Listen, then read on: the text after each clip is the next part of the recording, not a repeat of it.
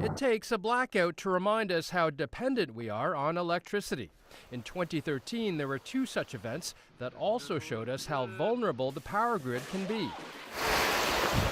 A sudden and severe rainstorm caused a widespread blackout after a transformer station was flooded.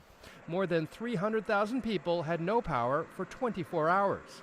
Then months later, just days before Christmas, a major ice storm caused tree limbs and power lines to come down.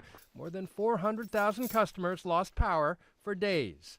And it's not just the lights that go out in the event of a power outage. Heat, water, and the elevators. Most emergency systems don't power these things for a sustained period of time.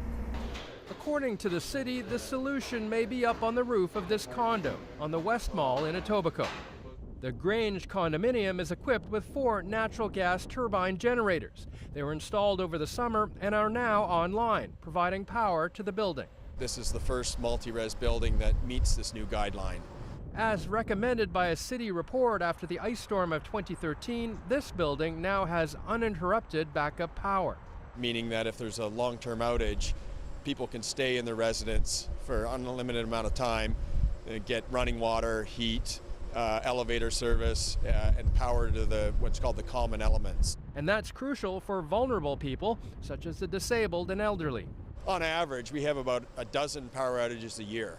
And so for a multi-res building, you know, if you're above the 3rd floor or whatever, for some people, they can't get down the stairs. And if the power is out for a couple of hours, they don't have running water.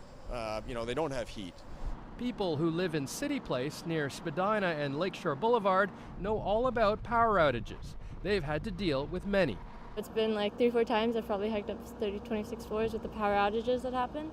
The city's guidelines should mean these condo residents are protected.